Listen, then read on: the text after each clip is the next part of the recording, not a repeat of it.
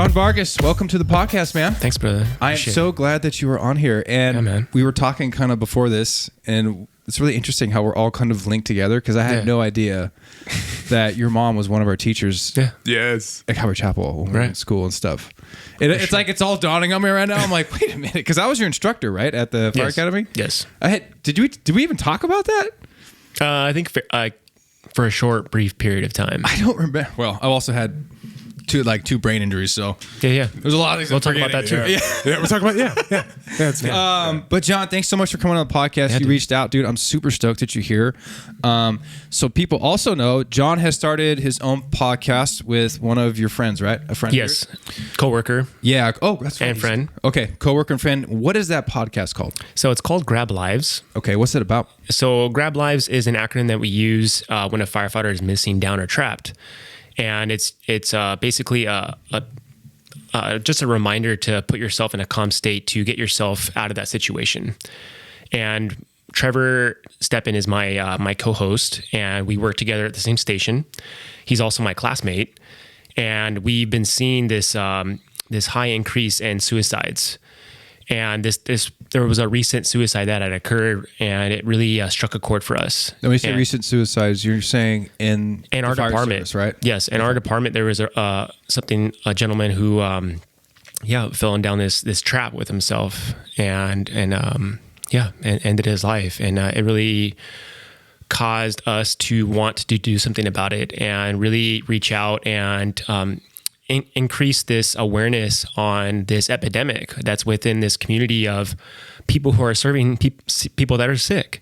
Yeah. And we're tired of being sick. We're tired of the nightmares. We're tired of not feeling good. And we are bringing forth some powerful medicines, alternative medicines, and alternative ways of thinking to how to better yourself. And we switched this Grablives acronym in relation to behavioral health. Okay. And we are really pushing this paradigm with assisting these guys and women and in this service, and not just isolated to the fire service, but police officers, veterans, other first responders. And after starting this podcast, we're really seeing it's not just for these group of people. It is towards them, but it's for humanity. I like that. For us to understand what's happening here. And just the past couple of years, I mean, all this stuff that's been going on, we're seeing that the foundation of the society is really unraveling. Mm-hmm. And through that unraveling, we're recognizing how people are seeing the truth behind everything. Yeah. And it's just super important to recognize how, I don't know, man, how there's just a lot of love and understanding that needs to come forth. Mm-hmm. And recognizing ourselves as one another and honoring one another, honoring our planet. Yeah. So yeah. I like that, dude. So, I mean, hitting what you're talking about as far as mental health, it means something to me because, I've been in the fire service for a while, 16 years now, total. And so people also know, I was John's instructor where he went to his basic fire academy. And if you didn't know, I was his favorite instructor. He said it to me before we started. I've heard it through the grapevine. I was the best instructor he's ever had. So thank you, John. Appreciate that. No, but I remember you going to the academy. I didn't know you got hired with LA City. Yeah. I think that's pretty rad. But, I've been at LA City for about 6 years now. Nice. Yeah, in your department, dude. So people also know, because a lot of firefighters think that the public understands what we do. They don't. I'm just gonna be straight with you. They really don't. It's almost like my parents, right? My parents think I ride around on a shiny red engine with a really cool uniform, right? And that's it. Mm-hmm. And my dad's like, "Yeah, work. You having fun today?" You're just like, "Yeah, it's work, dude. Yeah, like I gotta go to work like everybody else." But what the public and our families don't know, what we don't talk about with them because it's very difficult, are the things that we see on a day-to-day basis. For sure. And when you start putting years in, to see the violence and the death that we see, and I mean death from elderly to young kids to multiple people at once being taken from this earth, it's traumatic. The average person's not supposed to see that. And I'm in therapy, and the therapy that I have is offered through my department. for free, which is awesome. But I remember my therapist telling me, going through and digging in these things that we tuck away in our hearts and our minds very, very deep so we can continue to serve our community, continue to run the next call. It desensitizes you. Right. And it really, you lose your empathy and realizing that the things we see is not normal. Maybe the average citizen might see it once or twice in their lifetime. We see it pretty much every day we go to work. I finally told my mom, like, Mom, I'll be real with you, I don't want to talk about work with you guys. She's like, well, why? I'm like, because you're making me relive some of people's worst moments, and I don't want to. When I come home, when I'm off, I want to leave work at work, and I want to be present at home. I don't want to do that anymore. I used to be that way, like, fire service work. Right. I'm not. You might hear indifferent where people are like, well, you're called to this job, and this is a lifestyle and best job in the world, this and that. Look, dude, I love my family. I like my job. I'm going to do well at my job, and I'll train and work hard. But this job is not my life. Straight up. For sure. I don't want to be that person. I don't want to make it my everything, because this job will let you down. And at the end of the day, when you retire, we retire and we're gone, no one's going to fucking remember you. Right. No one's going to care. They're going to put another ass in that seat that's younger and cheaper. For sure. And that's it. And they're going to say, hey, thanks, man. Here's your retirement badge. Done and gone. Yeah, I always coach my rookies and tell them what's most important is your family and your health. And this job is going to come after that. And some guys have it ass backwards, dude. They're making this image of themselves and putting forth this blue collar job that does support us, in our families. But, absolutely. If you lose sight on your health and your family, what's the point? Yeah. I would like to reel it back a bit, though, and understand, like, both of us went to the same elementary school. Yeah, all three of us. Yeah, you, me, Sam. That's crazy. Sam too. So no, she wasn't there. My mom was a teacher there for such a long time. Mrs. Vargas, bro. Yeah, dude. Yeah, when you said that, I know. What? Yeah, I was like, wait a minute, Mrs. Vargas. Right. What did she teach again? Well, she taught a lot of, I think at that time she was teaching elementary school. She taught a little bit inside high school, PE, I think, something like that. Yeah. She was dope. Yeah. My mom's story is another story. There's a lot of interesting stuff that happened to her. And it caused a lot of, stuff for myself that I had to face. And, that's all. That's crazy, dude. So why is the mental health, why is the mental health issue at the forefront for you? Why is it a big deal for you? So my story is going to go back to 2021 when I had a concussion at work, and the concussion really shook me. And this was my fifth concussion. So wow, on the job, the fifth one? No, not on the job. Just in my career of skateboarding, playing soccer, football, and just hitting my head. And so this last concussion really took me out, and I went through a really dark place where I had to struggle with suicide ideation, and I was struggling with a lot of brain fog, and I didn't feel like myself, and there was a lot of adverse symptoms. I didn't know how to face them and how to really reverse my symptoms, and the workers' comp really didn't help me. I went through different doctors, and this one doctor actually wanted to put me on SSRIs. He said, "Hey man, you're depressed. You have anxiety." And I actually have another patient go see my front office, and they're gonna write you a prescription. Wow, it just kicked you out. That's when I was just like, okay, this is a timeout for me. I'm gonna go see a different doctor. Yeah, and even seeing this other doctor, it still didn't help me. And it put me along this path of understanding how to heal myself. And through healing myself, I jumped into so many different aspects of understanding how neural pathways work and how you're able to heal your body, but have to understand the whole complexity of it. So I started to jump into quantum physics. This guy, bro. Man, quantum physics. Ring that bell, baby. Yeah. I can't even spell that, buddy. It's the understanding how energy works and how we are energetic beings, and that we have a different spectrum of how we create our realities through our thoughts. Right. And so I started diving into meditation, and I would start sitting with myself about an hour a day and work through my suicide ideation, work through my anxiety, all related to the concussion. I never dealt with anxiety in my life. I was forced to quit drinking. So I had to realize that the drinking was actually affecting my head. And I realized as well that I was drinking for a long time.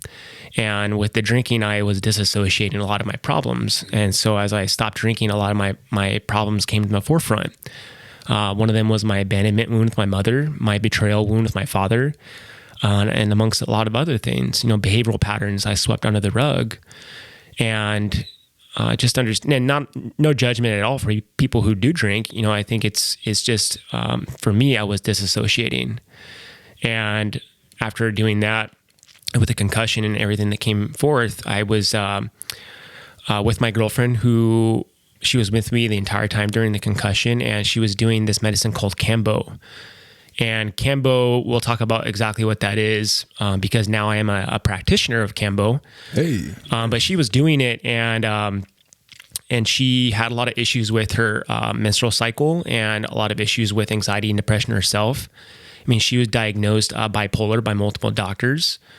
And it wasn't bipolarism, it wasn't mental illness, it was childhood trauma. And she was, through Kambo, she was able to reverse all her symptoms. Kambo... Amazing, bro. Yes. Yeah. Yes. And so when she told me about it, I was like, well, I don't know what Kambo is. Like, what the hell is this stuff? And she told me, you're going to sit for 40 minutes and you're going to vomit in a bucket. And I was like, what? I was like, I'm not doing that. Why? And it's weird and really bizarre. And it came to a point where I went down this downward spiral where I wanted to kill myself, and I had a panic attack, and I was in a catatonic state.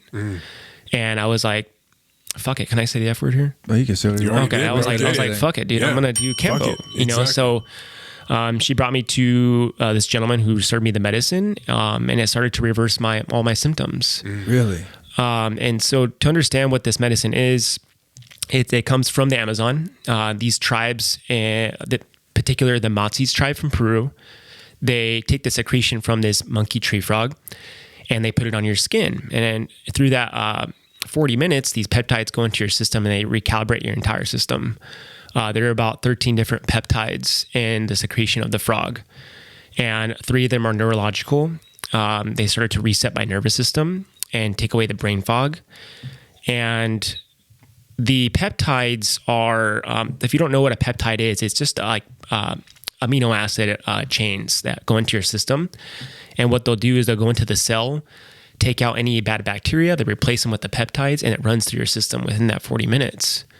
And what happens is you're vomiting out these toxins out of your body, and the toxins are not from the medicine, it's actually from your own body that it's releasing, and it'll go into any imbalance that you're carrying in your system and brings it back to harmony and balance.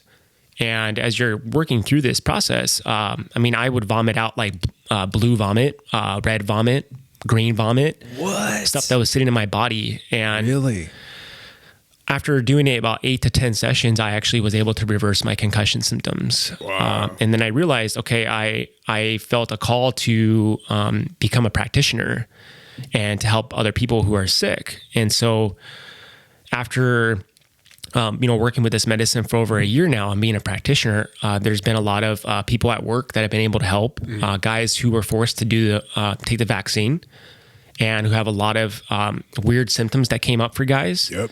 And after giving them one treatment of Kambo, it reversed their entire system. Well, so I have a question. Yeah, go ahead. 1 billion. How often are these sessions like? Depends. Exactly. Does it depend on your current symptoms or the person or both or? Yeah, everyone's different, right. And it can approach so many different modalities. I mean, it's able to help and treat Lyme's disease, which it's been really hard to treat for just in the regular Western medical system. Someone who has PCOS or endometriosis or infertility, it's able to reverse that stuff. I mean, the second time I did Kambo, I was in a room with 14 women. And I was the only male there. And the woman that was there that's serving the medicine, she wasn't able to bear children, and she was able to have 3 kids after doing Kambo. Really? Yeah. Wow. Without a doubt. So how do you spell that?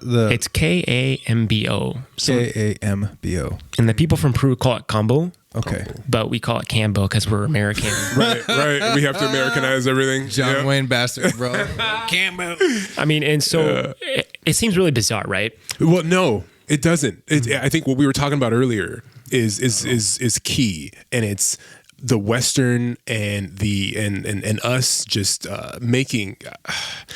just getting rid of ancient technology because we have science. Right. And because we have all these things that we can create, it's like, why go back to the earth? Why go back to nature? When we have these things that, I can put it, I can look at a microscope and I can look at it killing the bacteria, which is great, but there are things that we've been using for millions, thousands of years. Like these things have been around, and we've survived and we've evolved for a reason, and it's for sure. Exactly. And another real quick, something that is key is that as we evolve, so do the medicines, so do these trees, so does the earth that we get it from.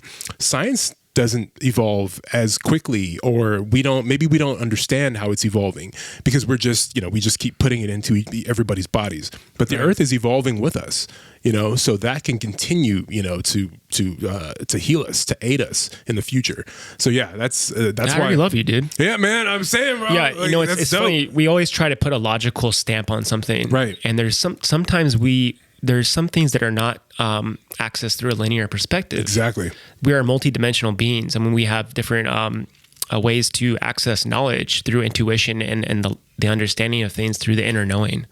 And through something like Kambo, you have a Karen that hears about this. She's like, oh my gosh, this is disgusting. But what she's doing is, okay, she'll take some SSRIs and she'll take some pain medications that a doctor's prescribing.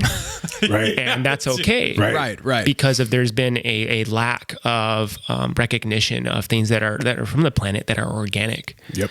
And Kambo really changed my life. I mean, going through the training, it even brought me to this beautiful place of understanding my abandonment with my mother. And the ways of purging aren't just through vomiting. You'll have a deep sweat and you'll have an emotional outburst. And for myself, the way I was worked through my abandonment with my mother, this woman was talking me through a situation when I was in the medicine. And after a while, she gave me this medicine. She blew it up my nose. It's called Hape. And after she blew this medicine in my nose, I was crying for about 45 minutes. Wow. But not like crying like a weeping cry, but like an outburst cry, like someone had murdered my tribe. And I was just screaming at the top of my lungs, and that was my release. And I was in the fetal position, just like weeping, but that release really showed me the acceptance for what I had to face. And these medicines, well, in particular Kambo, it'll take you to that place of a deep understanding and acceptance of the self. And that's just one portion of this puzzle that came about my path. And after that, I ended up doing some ayahuasca. There you go. And yes, I can't wait for this. So ayahuasca is it's coming forward. So these medicines, they're being transpired and brought to the surface, coming out of the jungle, in order to serve humanity in a different way. And there's a reason for that. And these practices have been done for thousands of years by these tribes who are connected to this earth, and they really honor this medicine. They really honor this planet. And for some reason, we've lost sight of that. And we've lost sight of our connection to each other, and we lost connection to like our families, to where we're in a state of disarray and disjointedness. And so what ayahuasca did for me, I didn't really understand what ayahuasca was. I kind of heard about it before. And the gentleman who ended up serving me that medicine, he was the one who served me Kambo as well. And it started to rewire my nervous system as well and heal my head. And on top of that, I was able to do some deep work by acknowledging some of my past and seeing some of my behavior that didn't reflect who I truly was. And I was able to see my soul. And through seeing my soul, I was able to work through some stuff and some deep things I swept under the rug in my subconscious that came to the surface, and acknowledge what they meant to me. And what's important to understand too is like that these are not psychedelics. They're actually entheogens. And what entheogens mean is that these medicines actually have a consciousness to them. And they allow you to take a step into higher realms of consciousness of yourself. You're able to see yourself and work through things from a higher dimensional perspective. I have a question. Yes, go ahead. All right. He said consciousness, and I love this conversation. What do you mean by they have a consciousness inside of them? So in ayahuasca, a woman's voice appears to you and she speaks to you, and they call her the grandmother of ayahuasca or the mother of ayahuasca. And this woman, she is the consciousness of this medicine, and you're able to have this deep conversation about your life and make this relationship. And she's very loving. The medicine really puts you in this place of just like, centeredness and neutrality to see things. And she'll present some things to you that you may not like. And she's doing it to show you something. And in the end, she will have this very loving, holding, nurturing, divine femininity about it. And it's just really beautiful. Yeah. And so working through that was like a really powerful thing for me to acknowledge and understanding my lineage and my ancestry as well. And I was able to clear my lineage of generational trauma as well. So they say when you do ayahuasca, you're able to clear 7 generations below you and 7 generations above. And it's really powerful stuff. Very. And what's important too is that when Trevor and I wanted to enter this path, he also entered this path with me as well. He went through his own upheaval himself at the same time I did. And this is your co-host? Yes. Okay. And his story is that him and his fiance were trying to have children, and his fiance had 5 miscarriages. Wow. And some really tough ones. Yeah. And when he went through ayahuasca, he was able to hold his child, his spirit baby, and talk to it. And it's some really beautiful stuff here that you're able to access and understand. And I think for us as first responders, firefighters, I think we put a lot on the back burner. And if we're not centered and if we're not in this state of being able to help others when we're sick ourselves and we're taking it home and we're projecting on our families, how are we supposed to take care of other people? Exactly. It's just, and that's what creates a lot of apathy and a lot of burnout. And if we're able to use these medicines as a tool and to shift the consciousness of how we approach things, therapy's great, but you're chipping away at a boulder with a toothpick. Right. When you can go straight into something and pull it out by the root. And these powerful medicines like ayahuasca and iboga, like I was telling you about earlier, they're able to help you in a fast track way. And it's some powerful shit, man. I mean, it's definitely not easy. I mean, the stuff I had to look at was really hard, but then I was able to acknowledge the acceptance through forgiveness, unconditional love, gratitude. One thing you mentioned earlier, Tim, is the fact that you guys have to constantly desensitize. Yes. And these are things that we don't have to, and we as in, civilians, the basic public, we don't have to do that on a daily basis. I've never seen what you've seen. So having to be placed in that position where you're constantly seeing humans leaving the earth and the ages, like we just talked about, like the things that you see on a daily basis, bro, I've never seen. And it's things that can like change and shift the way that you live the rest of your life and the way that you look at like people that are living, and death to begin with. Yeah. It's an interesting one because I always tell people, and this is my belief, that these are hard things to see, but I still think it's an honor to be with someone in their last breath. I can't tell how many people I've heard their last words in conversations, and then their family comes and they get to say goodbye, and you're like, whoa, I was here for that. It's kind of it's a heavy thing, but I still think it's beautiful and it's an honor, but it's still very heavy and it's still very hard. There's times you wish that your mind and your heart can forget the things that you've seen, but you can't. Once it's there, dude. And there's a lot of things that John brought up that resonate with me because I've struggled with it recently. Even it was a couple of weeks ago. I'm not going to give details just because of HIPAA stuff, but it was a SIDS baby. That's, and it's for people who are listening or watching, that's sudden infant death syndrome. Yeah. I don't know if I'm getting it wrong. And I got a lot of time on the job and stuff, but I remember going in, I remember seeing the look on this mother's face and the sheer pain in her screaming as we walked through the door and the panic of the father, and he's punching wall, and it was a very intense scene and her begging us to do something. And it's like, there's nothing we can do. Unfortunately, it's been too long. We left that scene. We went back to the station. It was in the morning. And usually when I'm at work, I always try to run 3 miles in the morning, do my checkout and all this stuff. And then I take off just to get my head ready for the day. And I remember going on my run. And I'm putting this out there. I usually try to keep this to myself and not say too much, but I broke down on my run. I was crying. It's heavy. It's hard. And it starts reminding me of things that I've been through and the pain that I had. And it was so much. And I reached out. I was like, I need help. I'm having a really hard time right now.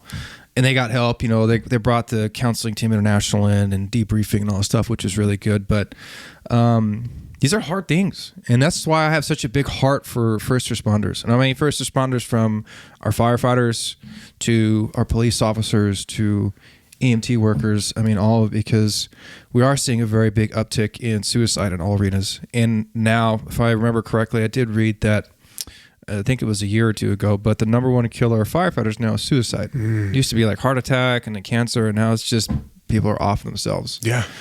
And that's, it sucks. To get into this job, it takes a lot of hard work and sacrifice. And it's a very honorable job. You are daily dying of self and giving to another. Yep. Whether you're in the shower, using the restroom, eating dinner, as soon as that alarm goes off, you drop everything you do and you go serve your citizen. If it means that you die for him, you die for him. That's what you sign on the dotted line for. But who's going to help us? Exactly. Who's going to help us during these difficult times and things that we have to see and that we have to live with? We're human. Yeah. And we have feelings, we have emotions, and gosh, we are so intricately made. It's so phenomenal how the body is put together. And that's why I'm still a believer and have my own faith. But we're not perfect. We're imperfect humans. And we can only take so much and see so much before you freaking snap. And that's it. I've been in your shoes, John. I know exactly what you're talking about. And I want to tell people who are listening that are first responders, because we do have a lot that are listening, it's okay to reach out for help, because I've been in that point where you're like, you know what? Maybe it's better I just fucking leave this earth because this shit sucks. Right. It's hard. But everyone thinks, oh, you're so successful. You're doing so well. You have all this stuff. And I want to tell people at the end of the day, look, I've made a lot of money. I've not had a lot of money. I've had a lot of success. I haven't had a lot of success. I've been able to have all the cars I've ever wanted, property, do all these things. Guess what? I still have the same fucking problems. Right. I still have the same issues. It's not about money. It's not about possessions. None of it is. I think everyone wants to feel comfortable in their skin. Yeah. Oh yeah, we're all like. There was a picture. I meant to send it to you, John, but it's a guy. It's an art, right? It's looking at him from the side. Is that peripheral? Am I saying right, bro? Yeah, you're good. And you see him smiling, and then in his brain, you see a little kid holding a teddy bear, just crunched over, crying. And it made me cry, because I'm like, that's how I feel. Right. I feel like I got to put this face on all the freaking time, do well and serve the community. And the department's like, yeah, promote, do well. We're gonna force you, Right. unlimited over. It's like, dude, I don't want to work. I want to go home. And then your personal life is suffering. You're suffering inside. Nobody can see it because you have to put this face on. Right. And you just you feel like you're just this little kid who's dying inside and just want somebody to freaking help you. Yeah. And that's why I'm such a big proponent on therapy, asking for help. It's okay to say that you're not okay as a first responder. Right. Sometimes you got to be like, hey, time out. I'm fucking maxed out right now. I need a little bit of help. It wasn't popular. I still think it's a little bit not as popular. It's still a little bit taboo, but it's getting more to the forefront, which is why I am a fan of your podcast. You guys are new and starting out, and I love it. You're going to have the hard conversations on there. It's difficult. We've been bringing them up. Yeah, and those hard conversations have to happen. And that's the problem with our society today. Going down the political realm or faith and religious realm, people don't want to have the hard conversations because it makes you feel uncomfortable. So instead of having the hard conversation, it's like everything else, right? Tuck it to the side. Yep. Like, no, we're fine. Or it's like, you don't believe what I believe, so screw you. Right. It's like, no, let's sit down and talk and have this hard conversation. Let's figure out why we're having these issues and what's digging down deep in my soul that's screwing me up. Because we've seen it happen a lot of times. I read an article the other day about, unfortunately, somebody with PTSD snapped, and he ended up killing his wife and kids. But no one even knew. He was like, I had a guy I went to high school with who did that. He was a cop. Really? And he shot himself, and then he shot his kid and his wife. Oh, he shot his kid and wife first and himself? I think so, yeah. Oh, yeah, obviously that. Yeah, I mean, How do you do that? like, Dude, wait a minute. Yeah, and I love how you brought up the inner child. because there are, we talk about how the body is a multi-dimensional being. It's not linear. And there are different aspects of the self that are not recognized, like your inner child. And then you have your ego or your conscious self, and then you have your higher self.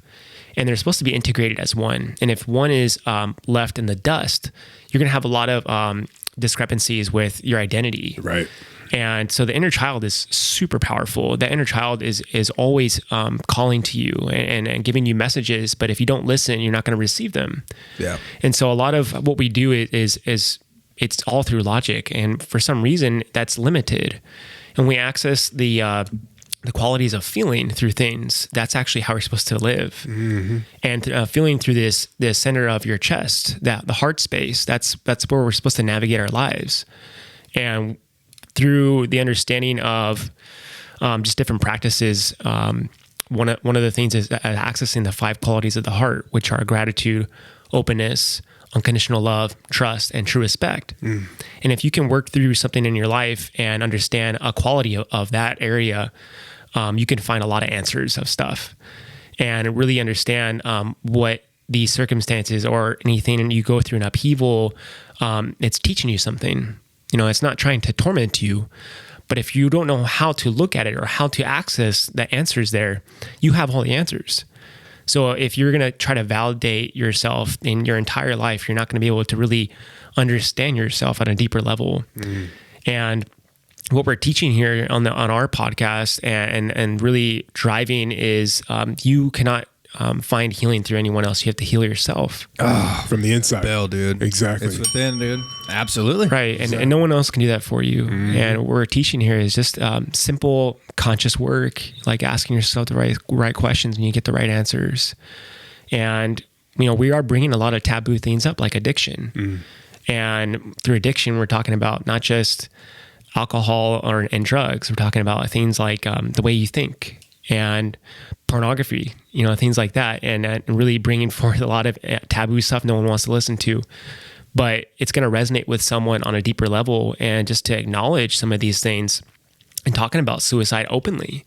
And Trevor and myself have dealt with it, and we've worked through it through our own consciousness and what it meant to us. Yeah. And it's just really valuable to understand how we can do this together. And the thing we talk about too is the lack of unity. How are we supposed to help other people if there's a lack of unity within our department, within ourselves as humans, through the polarization of politics, the polarization of the lockdown, all this stuff? Everyone just wants to go home and stay at home. Yeah. And that's not how this works. That's part of the illness here, is the lack of unity that has just been really cut off. And I know through our department, we've seen an entire shift in a lack of unity, where it's like everyone just wants to show up to work and go home to their family. No one really I'm seeing that. wants to connect. And why? There's a lot of family within this field when we spend 1/3 of our lives in the firehouse. So why is there a disconnect there? And we can't have that if we're supposed to face something like an epidemic of behavioral health. And there's just that's part of the medicine, I believe, is like that unity, to bring it back together, to be open about certain conversations we have in the firehouse. And this old paradigm of then old generations dying off, and this new paradigm is coming up to the forefront to really understand like the true value of who we are as humans. And it's just really powerful stuff. So I'm very happy you brought up the inner child, because that is super important. It's really, really not recognized. And I mean, for myself, I'll do conscious meditations, and part of my meditations, I'll have like a table where I sit portions of myself at that table. I'll have conversations with them. Yeah. And it's really powerful shit. I mean, oh, dude, totally. Yeah, totally. And it takes a lot of guts to look within. It takes courage, because a lot of people don't want to face that. I've seen it with friends. I've even seen it with myself previously, and then seeking help and saying, they're trying to, they'll make you dig. They'll ask the right questions. They get you to look into yourself, and you start realizing like, oh my God, I got some serious issues here that are starting to impact my job, my relationships, my personal life. And, I'll tell you, man, there's been a lot of times in my life, and people won't know this, and I'm very open on here. And this is the first time I'm going to share stuff like this, but where I've been in the recent years very hopeless at times. And there's been a long time, I would say, I let go of my faith. You know, it's funny the other day someone said, "Oh, what type of religion are you?" I'm like, "Bro, I'm not into religion. Religion is law and rules. I'm into my faith. I believe in my creator, who is God. Jesus Christ, he died for me. I 100% believe it. Am I perfect? I'm going to tell you, fuck no, okay? I have a good time, all right? I say bad jokes. I cuss a little bit, but I know who my creator is, okay? Woo! But letting my faith go, and you find yourself searching.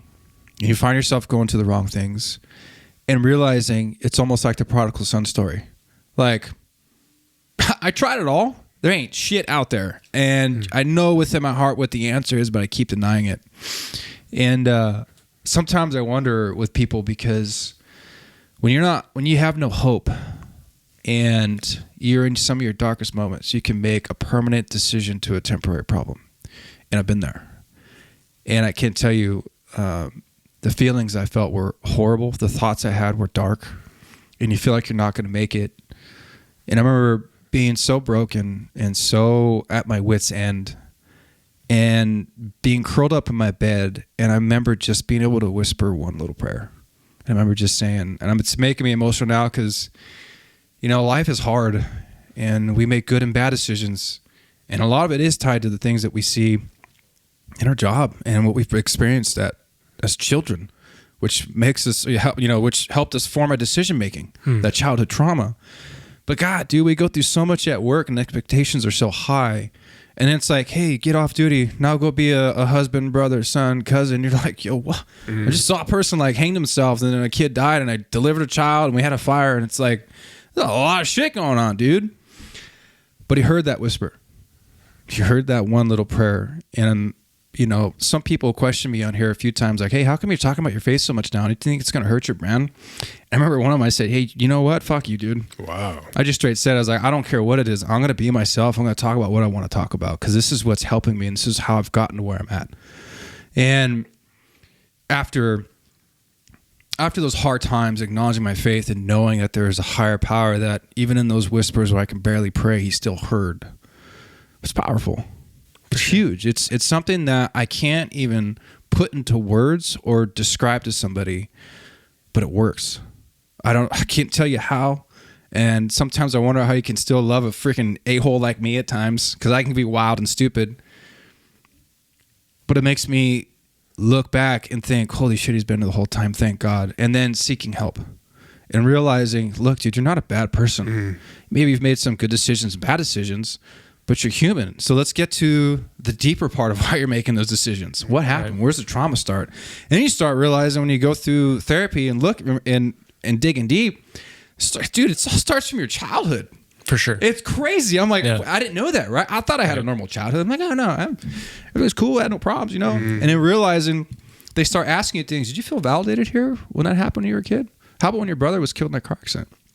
How'd you feel? I'm like, I don't know. I had to go back to school a week later because I was a senior in high school and I had to start my life. Yep. And I couldn't talk about it with my parents, understandably, because they're so broken. Just lost their child. You know, you see all these things build up and it's just like, dude, as we call it, blebby, you're going to blebby one day, whether it's a year or 10 years or 20 years from now. And some people will blebby and make some terrible decisions. I've made terrible, terrible decisions by just being so stressed out and boom, you explode and nothing makes sense anymore. But God, I want to tell our first responders and anybody, it's okay to say you're not okay. You don't have to hold things in. You need to talk to somebody. It's okay. It's okay to have feelings. It's okay to cry. It's okay to be pissed. It's okay to be confused and question things. That's part of the process. Those are God-given, what do I say? God-given things in your body to help you process and get through shit. Emotions. Yes, they're God-given emotions. Thank you. This is where they're God-given emotions to help you process. But I just know this, for me, the way I was raised, my father, being he was a hard man, Green Beret, but he still loved us. He did well. But it was just different. And even in the fire service where it's like what we see is the A-type personality. Right. You got to be hard and strong and this and that, and we just provide and we have no emotion. Fuck that. Yeah, there's a lot of rigidity. Do not have emotion, dude. You know, rigidity is like, when I talk about that, one of those 5 qualities of the heart, openness is one of the key things here, and being open with yourself and your experiences. And that's how Trevor and I started the podcast because we were open with one another and we would share with one another everything. And when we started doing that, we started diving deep into our relationship with each other as friends and like really going deeper with the self and having each other have that stage to be heard. And we created this thread with one another that really was powerful stuff. And it should be like that with everyone inside the firehouse, right. you know. And when we talk about the rigid walls we carry and the callousness and then we callous this layer around our hearts, you know, how are we supposed to be accessing unconditional love with ourselves and others in our family when we're burdened by just life, right? The things underneath, exactly. Right. And what's underneath, you know, there's a lot of beauty. And when you're talking about people not wanting to go to therapy or not wanting to look into themselves, it's just fear of the unknown. But once you see it, you realize how beautiful it is, and that's the purpose of this life. And I always use this power of visualization when you have things going on in your life, traumas or whatever circumstances, behavioral patterns, conditions. If you can visualize your house and your consciousness, and each room has something in there, there's a lot of clutter. And all you have to do is clean out that room and compartmentalize your traumas and your relation to the self. But once you clear out that room with all the clutter, in the middle, there's a gift that's teaching you something. And you know, a lot of these things can relate to like core wounds, behavioral patterns that we carry through just a lifetime of conditions and limiting belief systems. And if you're going to access the subconscious, you can through that. And by digging deep and understanding, like there's just a vast amount of array of beautiful things that are underneath this, that lessons that are here to teach you. They're not haunting you.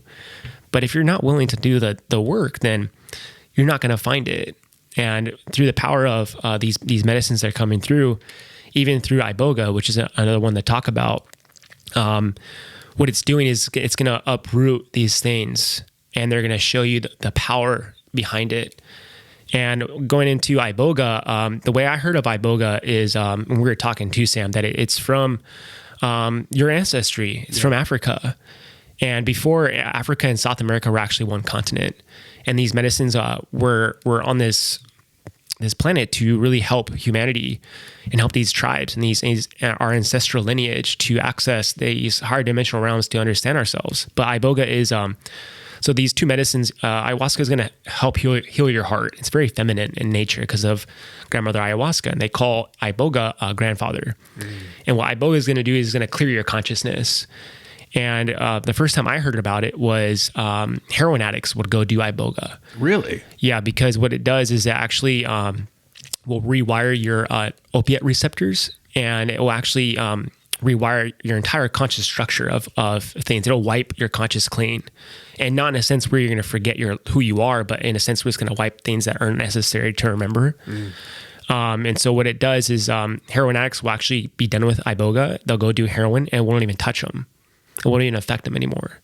Wow. And it's really powerful shit. And they call that medicine the grandfather. Wow, that's interesting. I've never heard of that. It'll take a heroin addict by the collar and really give him a hard talking to, and like saying, you're not honoring the power of who you are. So why are you doing this?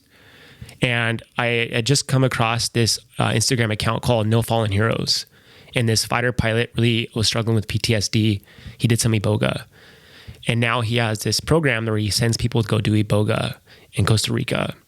Wow. And his outreach is understanding how these vets were getting prescribed Valium to take care of their PTSD, and they've been addicted to it for 20 years. Wow. Percocets. This pharmaceutical industry is like really put a damper on these people who are serving us. A damper, yeah, that's a light word. Yeah. Right. Well, if you keep them on the pharmaceuticals, Exactly. Right. you get more money coming in. Right. You heal them, there's It's a no more money. business. Oh, it's totally a business. You these- being sick Right. is a moneymaker. Right. So why give them iboga Right. or ayahuasca or these Right. other things that's proven to help people? Right. Well, we're Right. not going to make money off that. Right. Sick Without a people doubt. make money in this, businesses and pharmaceuticals money in this country, Right. which is terrible. So iboga is what it's going to do is going to help those guys with the addiction problem, and then move them forward through the quality of self. And now they're able to let go of these 20 years of addiction through whatever opioids or, SSRIs or a heavy sedative like Valium. Yeah. And people zombies, dude. And now we're seeing some huge healing that's going on here with these powerful medicines. And, Iboga is a bit more aggressive. You're going to go through about 12 to 24 hours of laying still, and having this conscious reboot of yourself. I might need a 12 to 24 for real, sleep, bro. Who knows, dude? It's powerful shit. Yeah. And we are acknowledging how powerful this stuff is, and how for us, we need a fast track program. And these are fast track programs to really help you through. And, for myself, I just didn't do this alone. I had a lot of mentors who were able to help me through this shift in consciousness for myself, and really understanding a lot of ancient practices. I do like Kundalini yoga, that are meant breath work, really, really important things that are accessible, that are free, and to understand my frequency that I carry, because everyone carries a different blueprint, and understanding that everyone's frequency is different and everything's energetic. Qigong is another thing that I do that's really beneficial to understand your energy and understanding like the flow of things and how things have to be softer, not so rigid. And these things have been around for thousands of years, you know what I mean? But you see it and it looks so bizarre from a Westerner's perspective because you don't understand it. Right. And you judge it. And usually people who judge things, they fear it. Instead of acknowledging it and understanding the power behind it. And if you do these certain practices that can really benefit you to feel grounded, centered, and in control of who you are. And I really dived into so much different stuff. And you did, dude. I'm like, we're gonna bring you back for like another 2 to 3, 4 times, dude, man. I went through such a rapid progression. And that gentleman who came to serve me these medicines, who came into my path, he's a great friend of mine now. And before I started all this, he told me, he's like, hey, you're gonna go through a rapid process. And it's going to be really rough. And it was rough. It was really, really hard. And he's like, you just got to ride this roller coaster and just like throw your hands up in the air, because you're going to go through this upheaval, but it's going to be a transformational process for you. In the end, I'm happy for it, because I was able to work through, the concussion stuff that really wrecked me physically. And then on a spiritual level, I was able to really understand, things where I didn't have to become just, I would say, anchored in with doctrines and limiting belief systems, and I think for myself, and you mentioned Jesus the Christ, who was his actual name is Yeshua, and he came forth on this planet to shift the consciousness of humanity through unconditional love. And what he did is he was reaching this Christ consciousness with a frequency for us to vibrate against. And if you think about like frequencies and vibration, that's basically what we are. And if you hold a tuning fork that is a frequency or a vibration, the tuning fork or something next to it that's sitting at a lower vibration will vibrate to that frequency. And if you're able to extend this frequency like in a human form, that's what it's doing. It's changing things without words, because it's moving things on an energetic level. Yes. And that's what he did. And it was just more his teachings and stuff took a big turn with politics and Catholicism and the things that they were twisting the nature of the teachings and the nature of understanding of what we're supposed to ignite the human experience for. And a lot of that stuff's been lost. Yeah. And it's just really important for everyone to understand it's not about religion. No. It's not about that. No. And to understand that it's acknowledging the true nature of who we are. And through the deeper understandings of all these things, it's not so complex if you just look at it and you zoom out a bit. Yeah. And you leave your belief systems behind. And you leave your rigidness behind as well, and you establish a groundwork for just being open and being receptive and nourishing your ability to transform these different dynamics that they're not so hard to ingest. Yeah, I think it's so hard for people though, because our culture and everything's always in a box. Right. It's got to fit in this, or it's got to fit in here. And if it doesn't fit in either of these, well, it's got to be this. And I try to always encourage people, think outside the box, man. Yeah. To get to be life-changing or do something life-changing for yourself or in your world or the world period, it's not doing what everyone's doing or what culture tells you to do. Right. It's always thinking outside the box. Yep. And especially being in the United States of America. Oh, yeah. I mean, we think we're the best. Yeah. You know what I mean? Yeah. Right. Now, what you were talking about real quick before we wrap up, dude. So it was ayahuasca, Kambo, and what was the other one? Iboga or Iboga. Iboga. Kambo too. Kambo. Yeah, I think you said Kambo. Yeah. Can you get those in the U.S. or is that something we need to seek outside? So people know. You can access them. Usually it's by referral if you're going to get introduced into ayahuasca or iboga. And there are places in like Costa Rica and stuff like that, but there are places in the U.S. by reference you can access that. But for Kambo practitioner, I am a Kambo practitioner, so I serve this medicine about once a month. Okay. And I have people coming from a whole different healing that needs to be done for themselves and really able to reverse things. I mean, I'm helping a fire chief get off SSRIs. Beautiful. He's been on for like 20 years. That's what I'm talking about. So let's go, Nice, dude. bro. And he has really, he just told me, he's like, hey man, like I was referenced to you and I don't care. Just help me. And I was like, let's just do some deep work, dude. And so I sit with him and we discuss his life and the power of his truth, you know, and to be honest, as a Kambo practitioner, all I'm doing is just putting the medicine on you. You're doing the work. And sometimes things could come up and I kind of guide you through an understanding of some certain things, but for the most part, you're finding the answers yourself. Yeah, but dude, it's great, right? You're seeing the fruits of your hard work and looking within and acknowledging that you needed help. And now you realize the power of it. Yeah. And you're a practitioner. And now you have people reaching out. I love that. I absolutely love that. It takes courage to say, hey, I need help. And then also to put in the work to freaking change. It's work. But you're having people reach out to you. I mean, you're not just changing your world and generational stuff in your personal life, but you're changing worlds close to you and then other people's worlds who are reaching out for help. I mean, you can't put a price tag on that. No. I love that, dude. And I commend you on that. I want to encourage you to keep going. Thanks, dude. Keep doing what you're doing because I'm encouraged right now by the things that you said. I'm like blown away. I'm like, dang, dude, this is great. I'm so happy that you started a podcast. My God, like, keep going, dude, because you'll hit bumps in the road of the podcast. Trust me, we have, dude. There's good and bad, and you're trying to pull listeners in and get people to buy into what you're doing. Who cares? You're right. Do it because you like to do it. Yeah. Do it because you know you're making a difference. That's how this has gone as far as it went.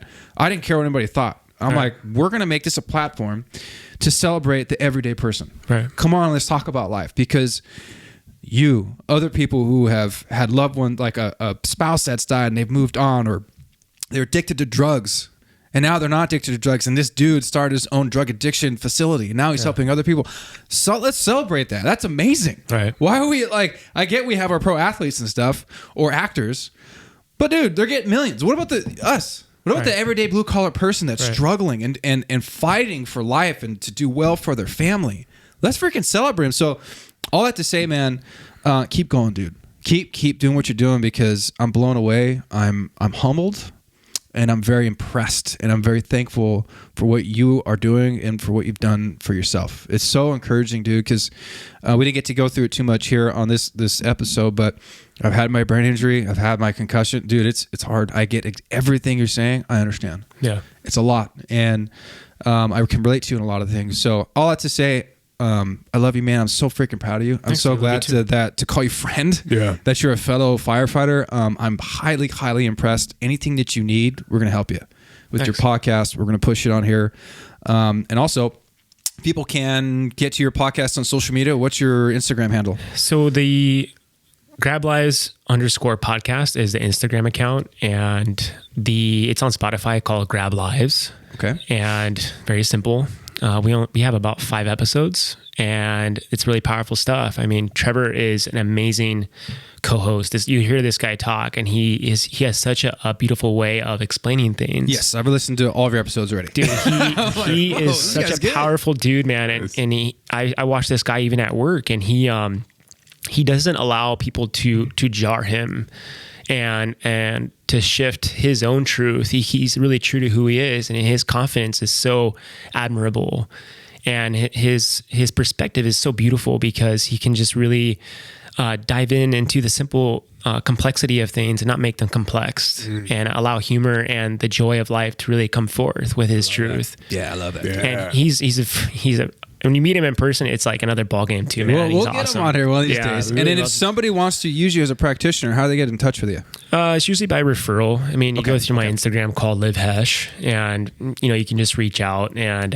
if you have any imbalance, and the thing about understanding the human body is just imbalances. They're not anything that's really it's not impossible to get rid of anything. Even it can even reverse HIV and some really harsh things like cancer. It's just you're gonna have to go a little deeper. And then the medicine of Kambo is gonna really it's gonna do its work. And for myself, I just really want to reiterate, like it's all about service to others. And for myself, once I understood like my purpose in this life, it is just serving humanity, and acknowledging that I'm just a guide, and that's all I am. And I'm just here to support you for your own process. If you want to do some deep inner work with Kambo, let's do it. If you want to understand a little bit of conscious work, let's do it. Yeah. And I'm just here to show you a bit of your own truth by giving you just simple practices of just simple understanding. Yeah. It doesn't have to be so complex. And through it all, I mean, Trevor and myself really want to just reiterate as well, like, we're here to help, and we're just tired of being sick and tired. Right. I hear you, dude. Right. We're tired of the nightmares. We're tired of not allowing just the systems to keep us from healing and understanding this epidemic is a true epidemic. Looking at epidemics, like no one's talked about human behavior with this discord of behavioral health, and it's affecting everybody. It doesn't matter who you are. And like we mentioned before, you just want to feel comfortable in your skin, man. You just want to show up to your day, to your family, and just feel good. Right. That's what this is all about. Right. Love it, baby. One Love, thing I grace, love and forgiveness, about- dude. Yeah, Love, man. grace, and forgiveness. That's what I Love try it. to live by now. You were talking earlier, dude. And I wanted to throw out grace, like when you were saying, like, man, I never knew like what I was supposed to be doing when I was younger, with my brother, and it's just like grace. Grace is all of us need, because I feel like that's how we reference the past. Right. That's how we really deal with everything that we have gone through. One thing you mentioned also, just the podcast in general, how just having a podcast that's of course, it's being able to reach out to firefighters and those first responders.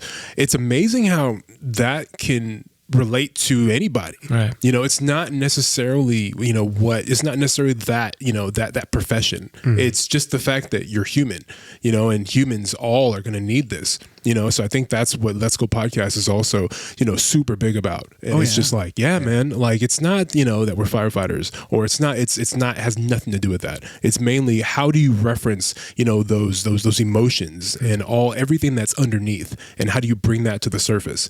You know what I'm saying? So that's why I love, everything you're talking about, because it's people almost see you as a firefighter and they're like what? You have all these struggle? other things. Yeah, you struggle, right? I get that all the time. Exactly. Like, wait, you're not. You have hard times? Yeah, dude. Like I'm not. You're human. Things happen. Yeah, there's things in the back, and then there's the things that you go through every single day, and that's even more of a reason, to really get into this deep work and really understand yourself and understand, what has brought me here, and then what am I dealing with today, and then how do I get, to my future. Right. So yeah, dude, I love that. Beautiful. Yeah, I get that a lot, dude. Yeah. How come you don't talk about the fire service? I'm like, how much can I really talk about fighting fire? Right. Okay.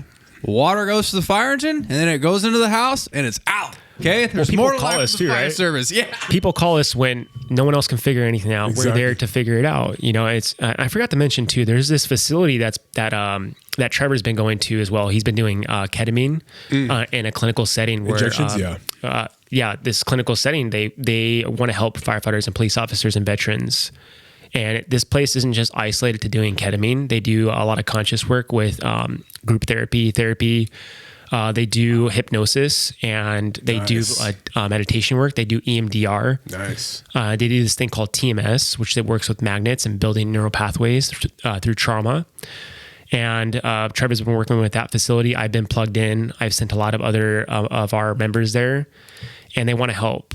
And this is another portal that's been able to access a lot of deep work, and it's assisted by in a clinical setting that's covered by our insurance. Oh, dude, that's awesome. There you go. Hit you up, There you go. Yeah. It's beautiful stuff, right? I mean, we're seeing that there's a lot of support here, and the paradigm shift of that there are assistance through some other alternative ways. And if you want to fast track something, hit me up, baby. I got you, baby. I got you, John. I love it. Hell yeah. Well, before we go, guys, John, I'm so impressed with you, dude. I really, thanks, man. Big time. I have a lot of respect for you. I received that. I really do. But Sam too, as she works with a lot of veterans and PTSD. I want to kind of get a quick take on what you think from hearing all of this and what you do with veterans. Yeah, I mean, this episode already is so deep. And John, I really hope that you come back for a second or even a third time. But the biggest thing that I keep hearing from you is that our learning is multidimensional, which I think is huge. Not just learning of ourselves, but learning of others, right? And so I think the biggest thing is, you also mentioned like self-awareness. That's something that a lot of people nowadays just aren't tapping into. And just working with the veteran population, and of course like firefighters, police, all those people are in the same realm. If you just kind of focus on self-work, you can actually solve a lot of problems, not just within you, but then how you project it on other people. It's so easy to place your problems on blame other people because it's an easy target, right? But to work on yourself, it's so hard. It is so hard for self-awareness. But like you said, if you put in the work and put in the time, so beneficial, so beneficial. And so I'm just so blown away by what you've already talked about in the last hour. So really I wish we can go longer. Yeah, I wish we could too. Shoot, but yeah, hopefully you can come back for a second time. No, he will. Oh yeah, he will. You know, just to reference what you're saying, I use this concept that if you tend to the garden that's within your reach, you know, you're not going to save things on a macro level, but you can do things on a micro level that creates a ripple effect within ourselves, within our families. And I've seen it for myself. My family began to completely transformed by just me doing my own inner work. Right. Exactly. You tend to the garden. Exactly, man. Because I feel like if you do that, then we all can develop that unity. As long as, we continue to focus on us, then we have that sense of community that's built in, so then we automatically, unify. Right. But of course, when we're focusing on what other people are doing to us, then of course we're going to just hate. And then we have our family, that we have to love, but we still kind of hate them, but if we focus on that garden, our garden, what we're doing to strengthen ourselves and be better ourselves, then we like I said, develop that sense of community and unity. And how can we all, we're tribal beings. Exactly. That's how we function. Right. That is who we are, but of course, with technology and science, it seems to divide us. But then it also brings us together. It's done so much good. But, of course, with money, politics, religion, all that continues to divide us. There's a great awakening happening at this time. Great, exactly. Yes. Dude, hey, graves in the gardens, baby. Yeah, man. Tend it. That's right, baby. Anyways, John, we're going to have you back. We're definitely have a lot more to talk about, even with brain injury stuff. I think that'd be a great episode to have on here. If you ever want any of us to come on yours, we're open. Yeah. We'll definitely support you, dude. I also do past life regressions. We can talk about what that means. And also There's talk so about much to go over, dude. Also, I do some healing work through tuning forks and healing the human electrical biofield, which is a really important thing to talk about as well. Okay. There's a lot of stuff, man. Oh, dude, we got plenty of episodes coming, dude. Yeah, we're going to bring you back on. But anyways, thanks for coming, dude. Again, dude, very impressed. Very happy with what's going on. We're going to support you. We'll be there all the way. And then we're going to have you back on, dude, and your partner. I think it'd be great, dude. Trevor's awesome. So I'd love to have him on. So hi, Trevor. Where's the cat? Hi, Trevor. Trevor. We're going to have you on, buddy. Don't worry. Trevor. Sam, you got anything, dude? Yeah, man. Love you, John. I think from the minute I met you, I felt the energy. Cool. And then just being able to connect with everything, like you see in the Rakshas, Nigerian medicine and everything. And it's funny because I've wanted to really dive into this and I think it's when you don't understand it, you do your research and you're like, man, like what is this? I believe it, but I'm getting there, and then seeing, I have someone very special in my life that has a lot of issues, with her body. And it's something that I've thought about and I've told her, I was like, we should do this, and this is something that I don't know, like, we could talk about it after. Yeah, for sure. Something that, can definitely benefit because it's it's really getting the human body and balancing it, you know, because there's all these things that throw us off, you know. So yeah, man. Well, you know, we'll talk and cool stuff, man. And there's something that brought us together. I mean, besides this amazing dude, I'll tell you right now, so everybody knows. But I don't know where this came from. One of us brought this in. It's one of the pieces. But John reached out to me to come on. It's freaking awesome. I was like, yeah, how does that happen? I don't know. Like, come on. Yeah. Well, what happened was we weren't even friends on Instagram, and he came up on my feed, and I was like, well, I think it was Jennifer Broyles. Okay. Her last name's not Broyles anymore. No, but I'm friends with Jennifer. Yeah. And I saw her, and I was like, oh, and then Tim. I was like, I haven't seen Tim in forever. And the last time I saw him, it was like when I graduated the Wildland Fire Academy, and I was like, that's the last time. And there's just so much that came forth. And then I called him, and then he says he had a traumatic brain injury. And I'm like, hold on a second here, dude. Yeah. You know, and but this is the thing is like, I don't do things from a logical perspective. I just trust my intuition and follow through with it. Right. And that's just how I operate my life now, and his path of life. So that's perfect, dude. Logic runs out, man. It worked out. Yeah. Anyways, guys, this has been great. This is gonna be a great episode. Thank you both, everybody, for being here. Let's get a let's go on 3. You guys ready? Yes, sir. All right, 1, 2, 3. Let's go. Bye, everybody. Thank you so much for listening in. If you liked what you just listened to, please leave us a 5-star review on Apple Podcasts and on Spotify. Please follow us on YouTube, on Instagram, and on Facebook. And a big shout out to Stephen Clark, our sound editor. He's a huge part of this team that is unseen. It's 89 Barbers, our first sponsor. Look good, feel good, be great. That's 2 locations, Orange, California, and Long Beach, California. Book your appointment online, 89barbers.com. Bye, everybody.